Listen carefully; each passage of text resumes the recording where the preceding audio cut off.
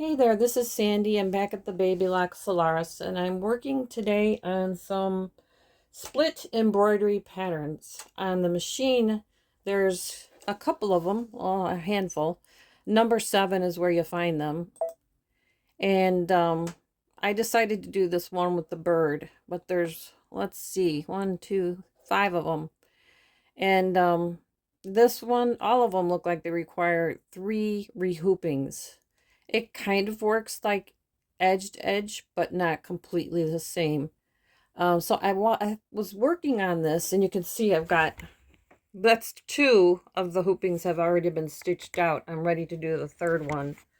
And I thought, when I went through the embroidery edit screen in my prior how to use this machine video, there were so many keys that I thought, I should have a separate video for that. Or maybe I didn't know when I would use it when I was just going through all those keys in the embroidery edit screens, in the embroidery screen. But today I found an opportunity to go over this design real quickly, and one of the keys that's over in the embroidery screen. So I'm going to do that now. So here's the first one I picked. One big thing that I learned was this design up top here shows it's 28.35 inches by 14.96 inches. In small print, it says to add enough fabric to those dimensions so that you can rehoop it those 3 times. It doesn't really say that, but it says add 12 inches onto these. Your book might be different. Mine says 12. To these measurements to get how much fabric you should put in the hoop along with the stabilizer. So that was the first mistake I made, is I didn't read it close enough, and I ended up rehooping a longer piece. As you can see, this is like a kind of like a panel, a longer piece of quilting when you're doing a panel. So that's the first thing I wanted to mention. The second thing is this first one is like in edge to edge, where it shows the 3 hoopings down here, and it shows this little connect button symbol. And so this is all 3 of the hoopings, and it will help you to stitch out the first one, and then you use those snowman stickers to mark where you left off, and then the process will help guide you through matching up those snowman stickers, and it like marks a place for where it left off on the left side of the hoop or the ending stitch. And when you rehoop it and move the fabric across, you have to be careful that you stay within the embroidery area. And in my book, it has, I didn't realize how important this was, but it has this section here where it's going over, how far it is from, let's see, number 8. That's from the bottom of the hoop up. It shows how many inches it is from the bottom of the hoop up to hit that embroidery area. And then same for the top down, and then the same for going in. So when I did the first rehooping, I had to try 3 times before it would match up those positioning stickers. And I thought, well, I'm going to read that closer, and that's when I saw this part. Then I thought, when I do this rehooping, it does, I don't know if you can see it. I ended up, to back up a little bit, I went through the machine guided process to do the first 2 hoopings, and then I had to shut down the machine. I was helping out my friend at the sewing store to stitch this out. I thought maybe I could pull up that machine guided process like I do when I do edge to edge and just continue on. I could get to the second frame to start stitching, but it wouldn't let me advance, and I already had gone through 5 colors. So I thought, okay, what am I going to do? How am I going to do this? I'm not going to like give up on all the stitching I had done. And so I read on, and there's a manual way to use these the screen, and so that's what I'm doing now.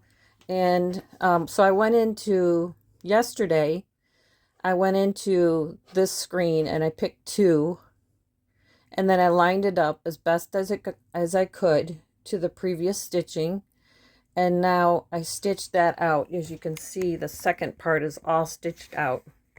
So now I'm at the part where I am ready to do the third part. So I'm going to press that and press set. Now, it doesn't tell you anything on the screen. There's no machine guided instructions. If you were in that first section where it's guiding you, because you have used the snowman and it's guiding you through, it tells you what to do step by step. Since this is the manual mode, you have to read the manual. And so I did. And one of the things it said was go into embroidery and then use this, rehoop it, because in the manual mode, after I stitched out the whole design, if you look real close, there's a stitching line here, and that's the ending point of the design. So I have to make sure when I move this over, when I move this whole thing over, I have to make sure that I kind of get it about the same place as this first stitching line, if you see that. There's a line right here that it stitched when I started the design. So what I thought I would do, because I had to rehoop the other one a couple times before I got it into that embroidery area, is I'm really looking at how close this one is to the side of the frame. It's like 3/4 of an inch. And then, you know, it doesn't show a line down here, but you can kind of look and see if that's about where it should be. And if I measure up to the bottom, it's about 1 3/4. Yeah, about that. And according to this chart, approximately, well, it says it's approximately 28 millimeters. And this is an inch. Looks like it's an inch mark, but it does have millimeters on there, and it is about that. So I can see that this is about where I need to be. So when I move this across, keeping this aligned, I have to get it about over here and stay level. So this is where it's similar to in the hoop. So I wanted to share that with you, and then I'm going to do that really quick over on my table, and then I am going to come back and show you how I used this key, this one here, the needle. This is starting position needle. When I showed that in the embroidery screen video that I did before, I was like, I'm not sure when I would use that. I'll have to do a video about it. Well, now I'm going to use it. So I'm going to definitely take this out now and move it over. And I'm not going to move you, well, I could move you over here, but I got a lot on my table. So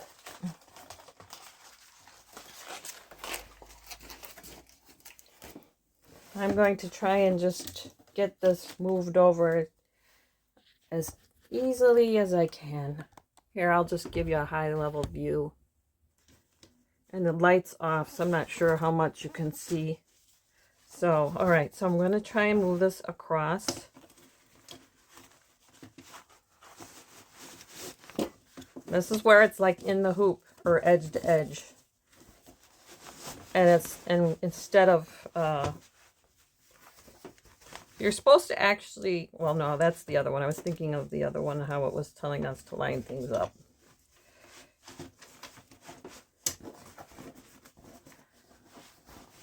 I like the manual method so far because it really helps, and it really helps me to see that line. I think it just gets used, it just takes a little practice to get used to using those snowman stickers. And now I can see from up top about where my hoop was done, was put pressure on the fabric. So there's a mark there and I can kind of tell. So that's about right. And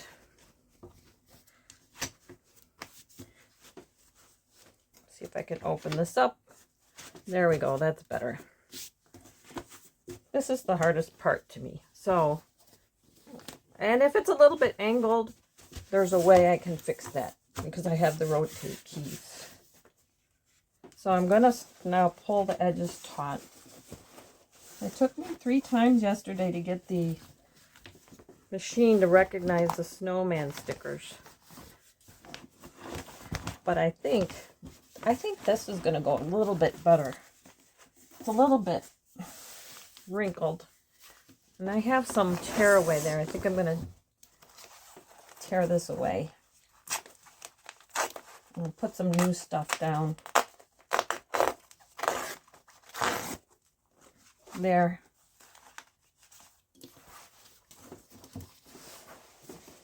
And I'm looking at the back here too to make sure things are pulled taut. There's that. Yesterday I started off using as far as the stabilizer, I used a medium weight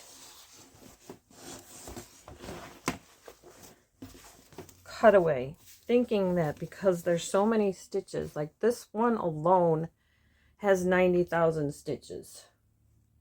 The one before it had, I don't know, 118,887. So I thought it needed a medium weight, but I think it might have been the way that I had ironed it on. I don't always like using iron-on stabilizers. For some reason, every time I use them, I have an issue.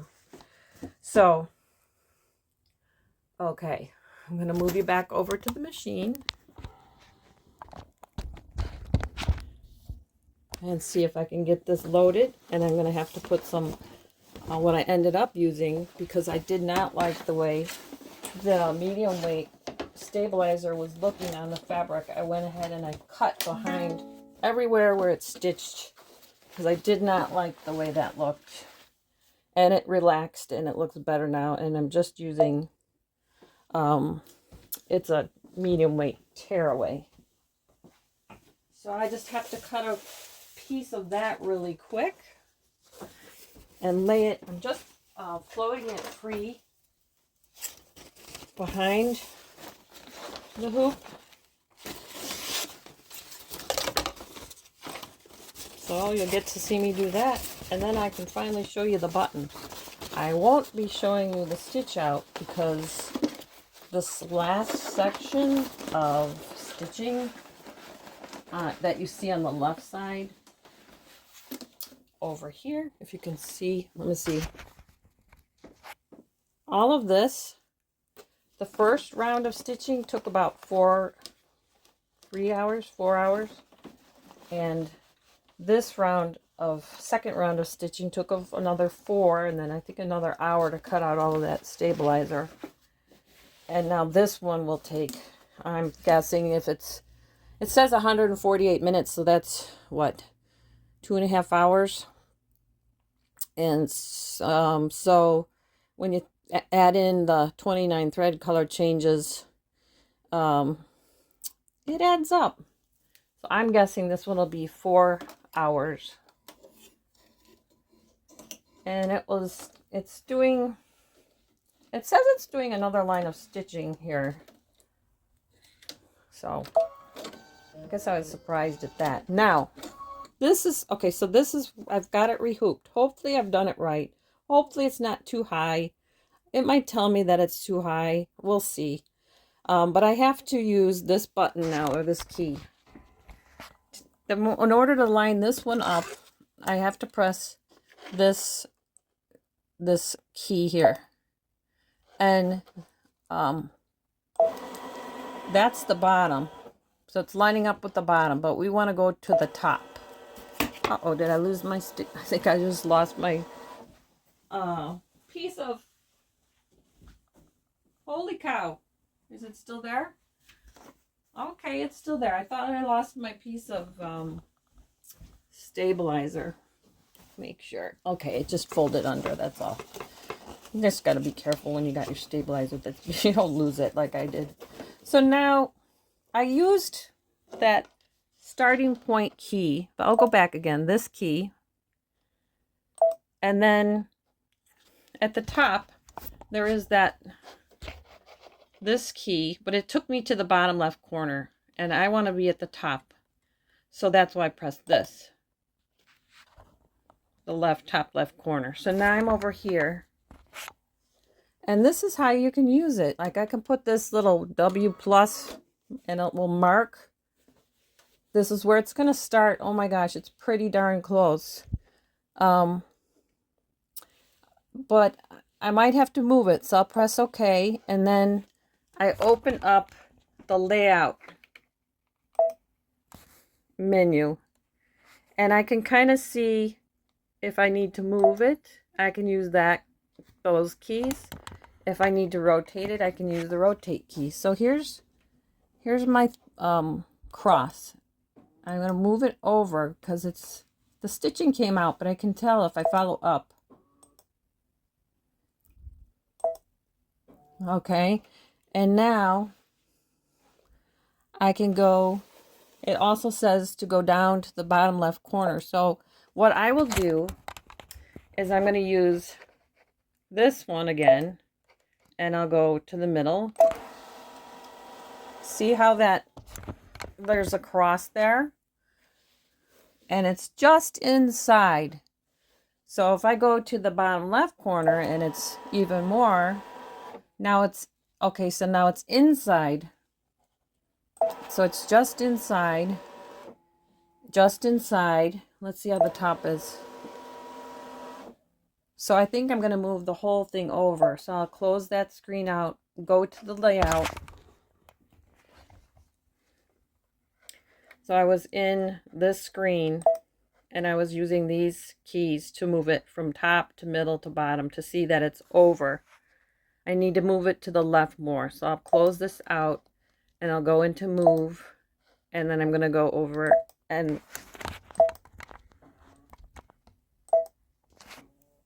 if you see that little crosshair, I just need to go over a little bit more.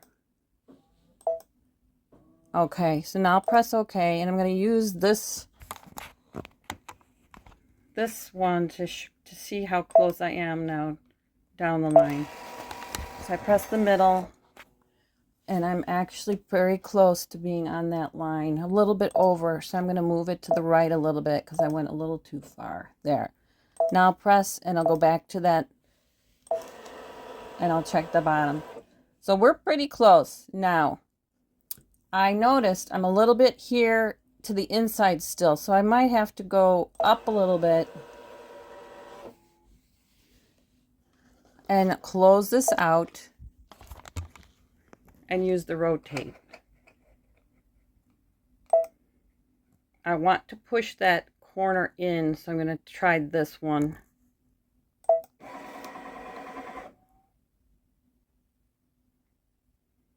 Okay, I don't know if it's rotating or not, but it says you can use the rotate.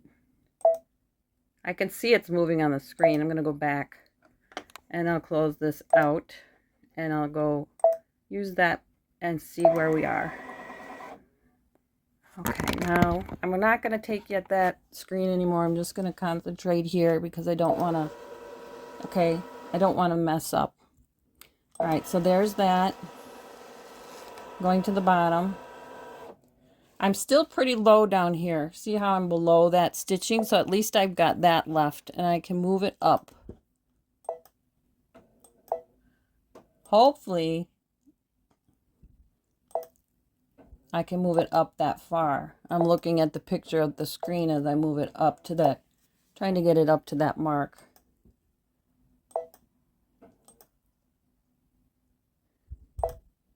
So this is what I'm doing to actually align this special large connect design.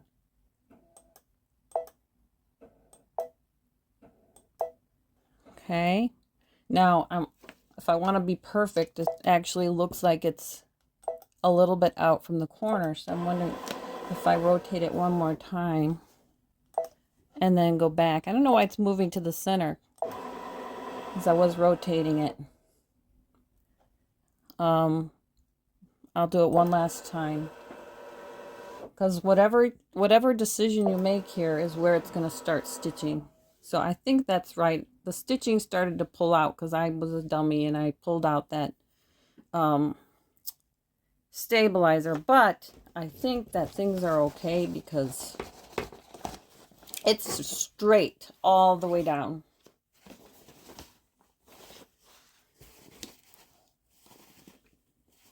I'm just pulling this a little more taut. This part here is just a little bit. Okay, so I think I'm good to go. But, so I will start stitching out. As you can see, I was on the second part, and I'm trying to stitch out the last part, and that's how I connect the three.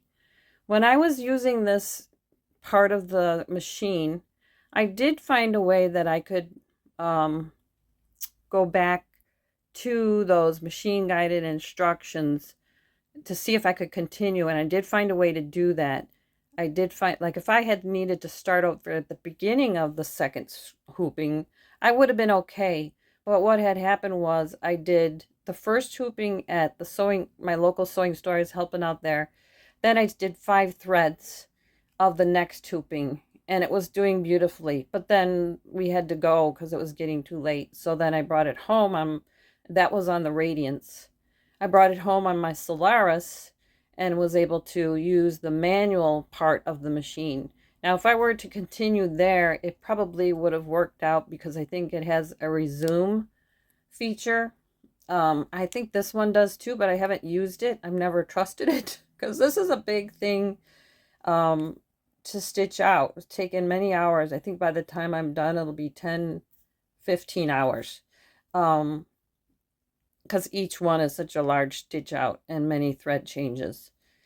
And then you have to add in the rehoopings and binding threads, and it's most of the same threads that I'm reusing, but still have to find some new ones sometimes. So anyway, it's mostly the time that it takes to stitch out the large patterns and the thread changes. So now I will just start stitching out, and when I do, it will stitch a little bit over this last design, and it will, it says in the book that if there's puckering, which I found this interesting, if there's puckering, turn the design over on its back or put the face down and iron it. And so I think I'm going to do that before I start with that little part here. I think I might have stretched it a little when I tore off the stabilizer. But like I said, I'm going to do that, and it's interesting that they actually put that in the book because I was having trouble with it stretching with a medium weight cutaway, but I could tell for sure that was the wrong stabilizer on this fabric. When I went to this medium weight tearaway, you see how it's stitched out here. It's just beautiful. The flower turned out beautiful. It was a perfect texture, and it didn't pull, but here it did. So I'm going to go ahead and iron that out, and then I'll start stitching. It will connect the two, and when it gets to the far end here, you know, when it gets to this side, then I'll be done and I'll be able to finish off the wall hanging. So I'm hoping you found this interesting. Give the video a like and make a comment. Tell me what you think. Have you ever used that button? I think it's called like a starting point button. And that's why I wanted to do this video, not only to show you some of those tricks and tips that I had about, you know, stitching out these large designs, 3-hoop designs, but also that this was the first time I really used that key. So, and it did prove out to be very helpful. After I had used the starting point key to help match up this left side of the design that I'm trying to connect, another thing I did just to be sure everything was okay was I used the projector. It's actually grayed out now, but let me go back to, let's see if I can get it to go back to the first one. Okay. The projector.